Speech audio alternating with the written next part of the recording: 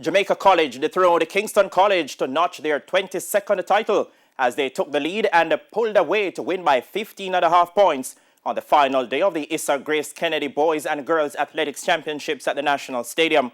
Jordan Ford tells us how they did it. With 18 finals for boys scheduled for the final day, Jamaica College knew they had to overhaul an 8.5 point gap to defending champions Kingston College, but it was JC who were stronger on the day.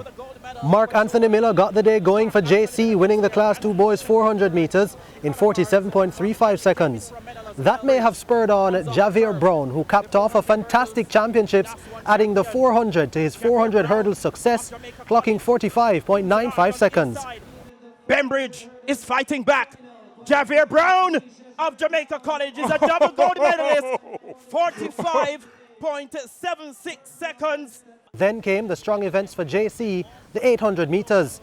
After getting 3rd and 4th in Class 3, the boys from Old Hope Road bagged gold and silver in Class 2, with Camario Bygrave winning and Candale Frew running a stirring last few meters for silver.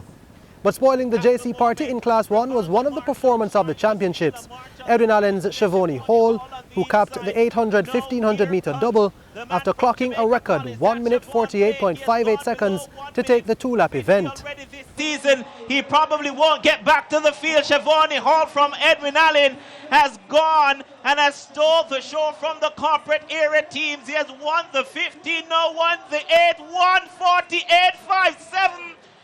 Oh, wow! The record has been broken here. It was set in 2019 by Farquharson from Calabar. It now heads to Clarendon with Hall. Jamaica College also won the Class 2 4x100s with a speedy 40.47 seconds, anchored by Christopher Scott.